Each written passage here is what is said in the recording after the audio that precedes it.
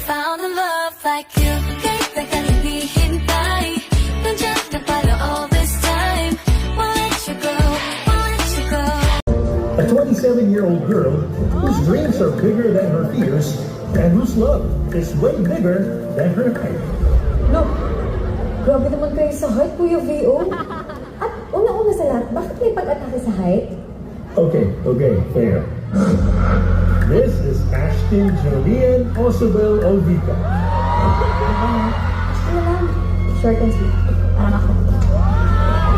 She may be young, but her faith runs deep. She captures life's little moments through her camera. She sings. She dances. She acts. And somehow makes it look effortless.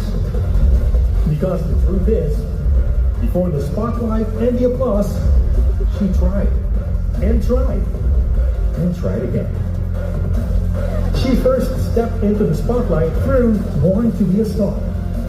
She may not have won the competition, but she found